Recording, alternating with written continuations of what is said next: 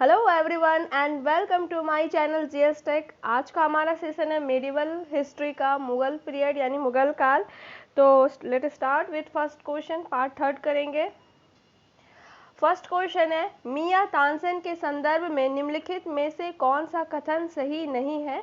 तो correct option है option A, सम्राट अकबर द्वारा इन्हें दी गई उपाधि तानसेन थी। और मियां तानसेन के बारे में जो तीनों कथन है वो तानसेन ने हिंदू देवी देवताओं से संबंधित ध्रुवों की रचना की, ये सही है। जो तानसेन को मियां तानसेन को जो तानसेन की उपाधि मिली, वो तानसेन की उपाधि जो है ग्वालियर के राजा मानसिंह तोमर और उनके पुत्र राजा विक्रमादित्य ने दी थी। तो देखते हैं, तानसेन अकबर के नवरत्नों में से एक थे। यह मुगल दरबार के प्रमुख संगीतकार थे। इन्होंने हिंदू देवी देवताओं जैसे गणेश, शिव, पार्वती आदि से संबंधित ध्रुवों की रचना करने के साथ साथ अनेक रागों की भी रचना की, जैसे मियां मल्हार, मियां की सारंग, मियां की तोहरी, दरबारी करहार आदि की रचना की। इसके अतिरिक्त इन्होंने अपने संरक्षणों से संबंधित गानों की भी रचना की। तानसेन के बचपन का नाम राम तेनु पांडे था। ग्वालियर के राजा मानसिंह तोमर या उसके पुत्र विक्रमादित्य ने उन्हें तानसेन की उपाधि प्रदान की। अकबर ने उन्हें मियां की उपाधि प्रदान की, न कि तानसेन की, इसलिए ये ऑप्शन गलत है। इतिहासकारों से एक वर्ग का मानना है कि रीवा नरेश रामचंद्र सिंह ने उन्हें तानसेन की उपाधि दी, इसलिए करेक्ट ऑप्शन है ऑप्शन ए, तानसेन जो है सम्राट अकबर के द्वारा इन्हें उपाधि दिया गया, तो ये ऑप्शन सही है। नेक्स्ट क्वेश्चन है, इनमें से किस मुगल सम्राट ने सचित्र पांडुलिपि से ध्यान हटाकर चित्रधारा यानी एल्बम और व्यक्तित्व रूप चित्रों पर अधिक जोर दिया? वो करेक्ट ऑप्शन है ऑप्शन सी, जहांगीर। मुगल कालीन चित्रकला के अंतर्गत जहांगीर के काल में सचित्र पांडुलिपियों के स्थान पर व्यक्तित्व रूप चित्रों व चित्रधारा यानी एल्बम शैली पर ज्यादा जोर दिया जाने लगा। इसके अतिरिक्त अलंकृत हाशियों का विकास एवं प्रकृति का अधिक सजीव और बारीक चित्रण जहांगीर चित्रकला की विशेषता है। तो करेक्ट ऑप्शन है ऑप्शन सी। नेक्स्ट क्वेश्चन है, हुमायूं के संदर्भ में निम्नलिखित कथनों पर विचार कीजिए। दो कथन है, पहला 1530 ईस्वी में आगरा की गद्दी पर बैठे। दूसरा, पूर्वी भारत का प्रवेश द्वार कहे जाने वाले जो चुनार दुर्ग पर घेरा डालते समय उसका सामना शेर खां से हुआ। तो करेक्ट ऑप्शन है option C, both are correct. तो बाबर की मृत्यु के बाद दिसंबर 1530 ईस्वी में हुमायूं का आगरा की गद्दी पर बैठा।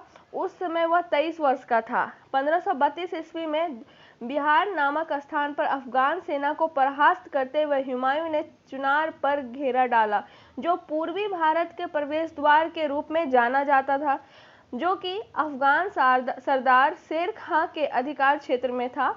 यहीं पर हुमायूं का सामना शेर खां से हुआ था, तो इसलिए बोथ आर करेक्ट। तो correct option is 1 and C, 1 and 2। Next question है, हुमायूं के संदर्भ में निम्नलिखित में से कौन सा कथन असत्य है? चार कथन दिए हुए, जिसको करेक्ट ऑप्शन है ऑप्शन डी, चौसा युद्ध के बाद हुमायूं ने हजरत ए आला की उपाधि धारण की। तो ये ऑप्शन सही है। बट हुमायूं के बारे में देखते हैं। 1555 ईस्वी में हुमायूं की मृत्यु के बाद उसकी प्रिय पत्नी ने हजरत ए आला की उपाधि शेरशाह ने नुसरत शाह को पराजित करने के बाद धारण की, और चौसा के युद्ध में हुमायूं को पराजित करने के बाद शेरशाह सूरी ने शेरशाह की उपाधि धारण की। तो करेक्ट ऑप्शन है ऑप्शन डी। नेक्स्ट क्वेश्चन है, हुमायूं के संदर्भ में निम्नलिखित कथनों में से कौन सा कथन सही नहीं है? तो करेक्ट ऑप्शन है ऑप्शन डी, जो है इसका मकबरा अकबर ने बनवाया था। तो 1555 में हुमायूं की मृत्यु के बाद उसकी पत्नी ने किले के निकट उसका मकबरा बनाया, जो उत्तर भारत की स्थापत्य शैली में से एक था। संगमरमर का भव्य गुंबद इसकी सबसे बड़ी विशेषता है। नेक्स्ट क्वेश्चन, शेर खां के संदर्भ में निम्नलिखित कथनों पर विचार कीजिए। दो कथन है, पहला 1537 ईस्वी में वह बंगाल व बिहार का स्वामी बना। दूसरा है, शेर खां ने रोहतास किले पर कब्जा उत्तर पश्चिमी सीमा सुरक्षा हेतु किए। तो करेक्ट ऑप्शन है ऑप्शन सी, 1 2 वो दोनों 1535 से 1537 के बीच जब हुमायूं आगरा में मौजूद नहीं था, उस समय शेर खान ने अपनी स्थिति बिहार व बंगाल में मजबूत की और वहां का स्वामी बना। जब 1537 ईस्वी में हुमायूं ने शेर खान के खिलाफ कूच किया और चुनार के किले पर कब्जा किया, उस समय धोखे से शेर खान ने रोहतास के किले पर कब्जा कर लिया, जिससे वह उत्तर पश्चिमी सीमा की सुरक्षा सुदृढ़ कर सका। तो करेक्ट ऑप्शन है ऑप्शन सी। नेक्स्ट क्वेश्चन है, मुगल काल में शेरमंडल निम्नलिखित में से किससे संबंधित था? तो करेक्ट ऑप्शन है ऑप्शन ए, हुमायूं का पुस्तकला से।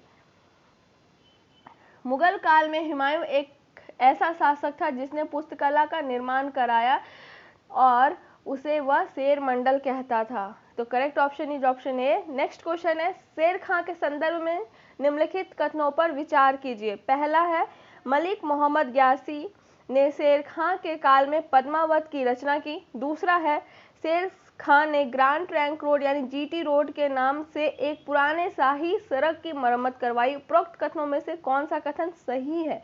तो option A C, both are correct. Sher Shah ने हिंदी के विद्वानों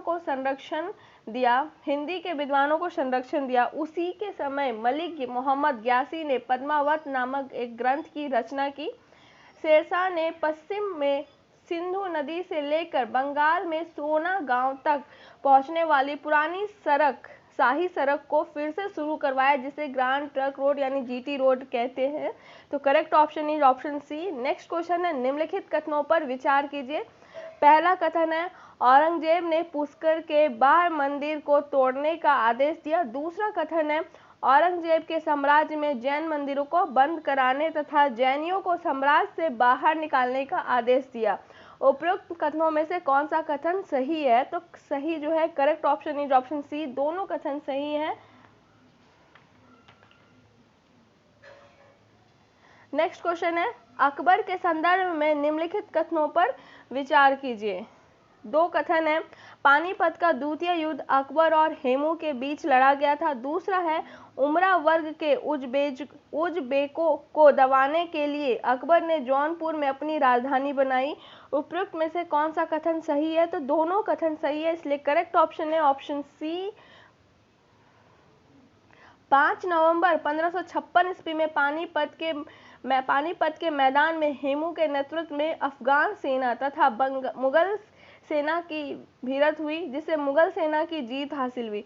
उमरा वर्ग में उजबेकों का एक शक्तिशाली वर्ग था जो पूर्वी उत्तर प्रदेश, बिहार, मालवा में कई महत्वपूर्ण पद पर आसीन थे। उनकी शक्ति को जड़ से उखाड़ फेंकने के लिए अकबर ने अपनी राजधानी जौनपुर में बना ली। नेक्स्ट क्वेश्चन है, रानी दुर्गावती के संदर्भ में निम्नलिखित कथनों पर विचार कीजिए। दो कथन है, वह चंदेल राजघराने से संबंधित थी। दूसरा, वह आसफ खान के आक्रमण का सामना करते हुए वीरगति को प्राप्त हुई। तो करेक्ट ऑप्शन है सी, बोथ, मतलब एक और दो दोनों कथन सही है। तो अमनदास ने अपने बेटे का जो विवाह है चंदेल राजघराने की एक राजकुमारी से करा दिया था, जो इतिहास में रानी दुर्गावती के नाम से जानी जाती है। इलाहाबाद के सूबेदार आसफ खान ने रानी की जो दौलत और सौंदर्य की चर्चा सुनी थी, तभी उसने बुंदेलखंड की ओर बढ़ते हुए गढ़ पर आक्रमण किया, जहां पर उसका सामना रानी दुर्गावती से हुआ था। तो बोथ आर करेक्ट। नेक्स्ट है, अकबर की गुजरात विजय के संदर्भ में निम्नलिखित कथनों में से कौन सा असत्य है? तो वो है ऑप्शन नंबर डी, इस अभियान में मिर्जाओं ने अकबर का साथ दिया। तो करेक्ट ऑप्शन है ऑप्शन डी। अकबर के गुजरात अभियान का एक कारण विद्रोह मिर्जाओं को गुजरात में शक्तिशाली होने से रोकना था, क्योंकि मिर्जाओं ने गुजरात में शरण ले ली थी। अगर आपको मेरा वीडियो अच्छा लगा हो तो लाइक करें, सब्सक्राइब करें। Thank you very much.